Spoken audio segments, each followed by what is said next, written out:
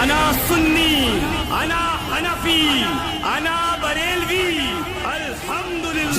ساری دنیا جانتی ہے کہ سینما بازی اور ٹی وی دیکھنا ناجائز، مگر خوشی خوشی کچھ لوگوں نے اس کا راستہ خوب کشادہ کیا اور خوب کشادہ کیا۔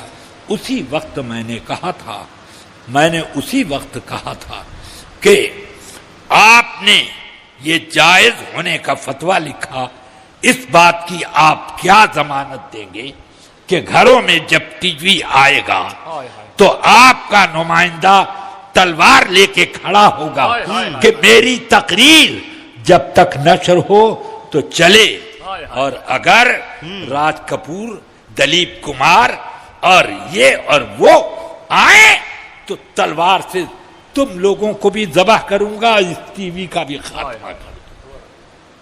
ہے آپ کے پاس کوئی انتظام؟ کہنے لگے ہم نے شرائط تو لکھ دیے ہیں کہ صرف دینی کاموں کے لیے جائز ہے۔ میں نے کہا نمبر 1 تو یہ کہ پھر ہم کو بھی آپ سب علماء اور مفتیان کرام ایک اجازت دیں کہ عہد رسالت میں جن شرائط کے ساتھ مسجدیں تھیں اور مسجدوں میں ان شرائط کے ساتھ عورتیں آتی تھیں، انہی شرائط کا وجود آج بھی ہو تو عورتوں کو مسجد میں جانا جائز ہے، اس شرط کے ساتھ جائز ہے۔ مگر لوگ تو شرط اڑا دیں گے اور کہیں گے علامہ صاحب نے فتویٰ دیا ہے کہ عورتیں مسجد میں آئیں۔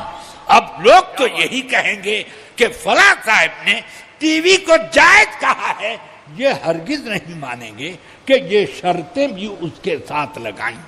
اب بڑھتے بڑھتے اب وہ ٹی وی مسجد کے ممبر پر بھی آ گیا۔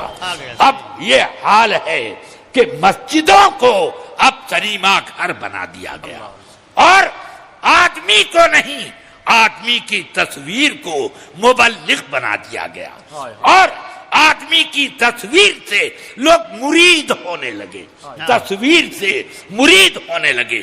یا اللہ، اب قیامت کتنی دور رہ گئی، یہ کیا ہو رہا ہے؟ ایسے مناظر پیدا ہوتے جا رہے ہیں کہ اب مسجد کے ممبر پر ٹی وی رکھا ہے اور ایک تصویر کچھ جملے بولتی ہے، اور سب مرید ہونے کے لیے، طالب ہونے کے لیے اس جملے کو تصویر کے ساتھ دہراتے ہیں۔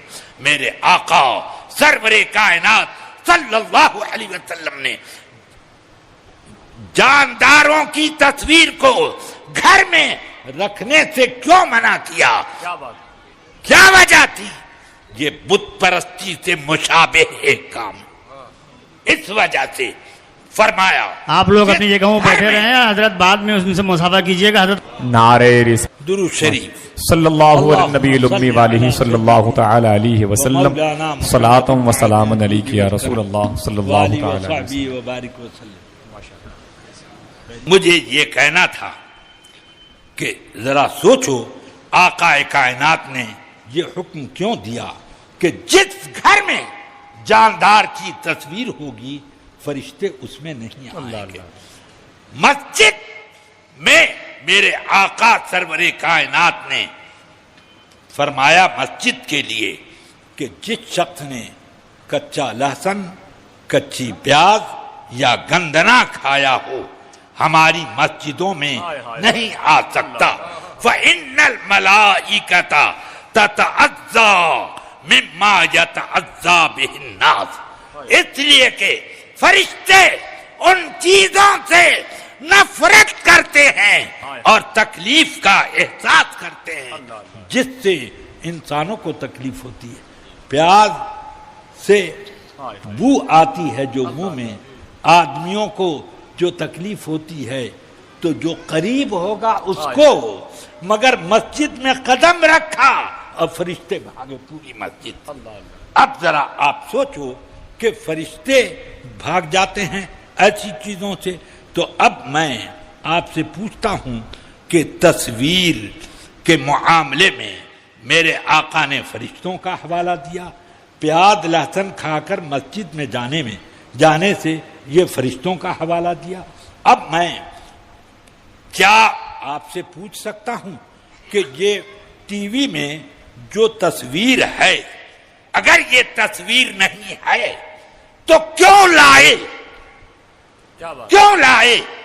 آپ کہتے ہو کہ علماء کا اختلاف ہے، ارے علماء کا 1000 اختلاف ہوا کرے، تو اب اس کا مطلب یہ ہے کہ علماء کا اختلاف لہذا میں بھی رفع یدین کروں گا، علماء کا اختلاف ہے قرات خلف امام کیا کروں گا، علماء کا اختلاف ہے لہذا میں میرے سر سے لے کے پاؤں تک خون بہ جائے میں نماز پڑھتا رہا کروں گا، یہ سب علماء کا اختلاف ہے، اسی طرح چلے گا؟